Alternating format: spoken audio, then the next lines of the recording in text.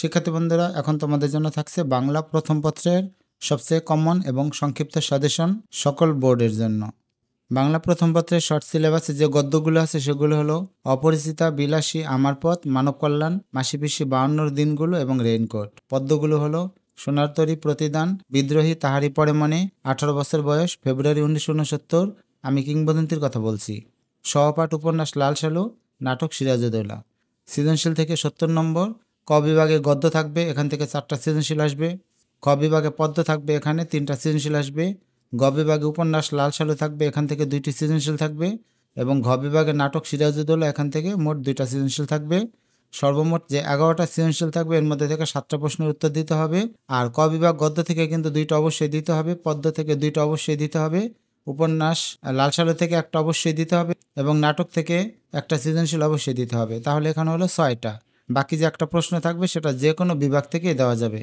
নৈবিত্তিকও ভাগ করে দেওয়া হয়েছে, সেটা হচ্ছে গদ্য থেকে 12টা নৈবিত্তিক থাকবে, পদ্য থেকে 12টা, উপন্যাস থেকে 3টা এবং নাটক থেকে 3টা, মোট 30টা নৈবিত্তিক থাকবে।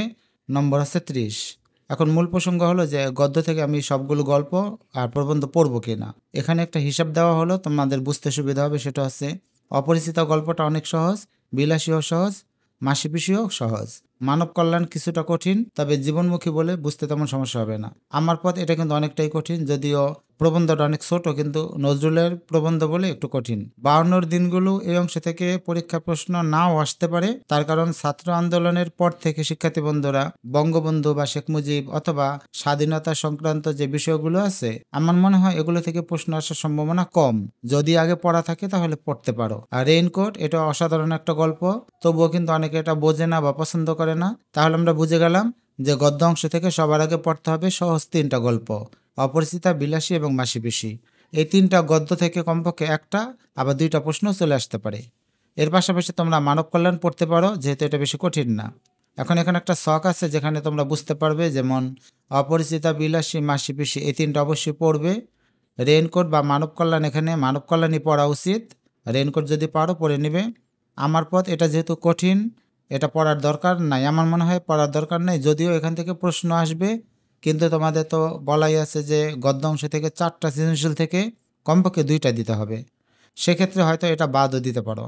পদ্য অংশ থেকে কবিতার বিশ্লেষণগুলো দেখে নাও, সেটা হচ্ছে সোনার তরী, এই কবিতাটা বুঝলে সহজ, না বুঝলে অনেক কঠিন মনে হবে। প্রতিদান কবিতাটাও সহজ, 18 বছর বয়স, তোমাদের বয়সের কবিতা, বুঝতে পারবে। বিদ্রোহী, ভাষাটা কঠিন কিন্তু বুঝতে সহজ। ফেব্রুয়ারি 1969, এটাও কিন্তু মাঝে মাঝে বুঝবা, মাঝে মাঝে কঠিন লাগবো।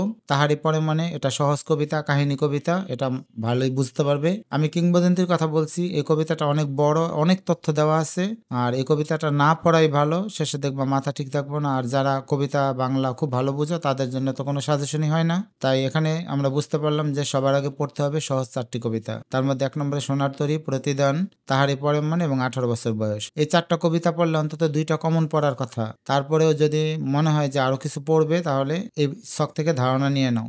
সোনার তরী, প্রতিদান, তাহারি পরে মানে 18 বছর বয়স, এই 4টা অবশ্যই পড়বে। বিদ্রোহী বা ফেব্রুয়ারি 1969, এখান থেকে যে কোনো একটা পড়লেই হবে। আমি কিংবদন্তির কথা বলছি, আমার পরামর্শ হলো এটা পড়ার দরকার নাই, যদিও প্রশ্ন আসতে পারে, কিন্তু তোমাদের তো 3টা থেকে 2টা দিতে হবে, সেক্ষেত্রে এটা বাদও দিতে পারো। তবে নৈবিত্তিক, গদ্যপদ্য সব অংশ থেকে পড়তে হবে। এরপর উপন্যাস লাল সালু। লাল সালু কিন্তু অনেকের কাছে সহজ লাগে, আর লাল সালু যেহেতু সামাজিক একটা উপন্যাস, পড়লে ভালো লাগবে, অনেক মজা লাগবে, পুরনো কাহিনী। আর এখান থেকে সৃজনশীল এবং নৈবিত্তিক সহজেই দেয়া যায়। তোমরা তো জানো যে এখান থেকে বাধ্যতামূলক একটা সৃজনশীল দিতেই হবে, আর সম্ভব হলে এখান থেকে 2টা দিবে। যদি মনে হয় গদ্যপদ্য কঠিন প্রশ্ন এসেছে, সেক্ষেত্রে লাল সালু থেকে 2টা প্রশ্ন দিয়ে তোমরা 7টা সৃজনশীল মিলিয়ে নিবে। নাটক সিরাজউদ্দৌলা। নাটক সিরাজউদ্দৌলা অনেকের কাছে পড়তে ভালো লাগে না, অনেকের কাছে নাটকের চরিত্রগুলো কঠিন মনে হয় বা মনে রাখতে পারে না। তবুও সিরাজউদ্দৌলা তোমাদের পড়তেই হবে, কারণ একটা সৃজনশীল এখান থেকে দিতেই হবে, কিছু করার নাই। তবে সিরাজউদ্দৌলা নাটকটা আমি সংক্ষেপে একদিন বুঝিয়ে দেব, তোমাদের মনে রাখতে সুবিধা হবে। আর পরের ভিডিওতে সৃজনশীল আর নৈবিত্তিক সাজেশন পাবে উত্তর সহ, এছাড়া সকল বিষয়ের সাজেশন এবং ক্লাসও পাবে।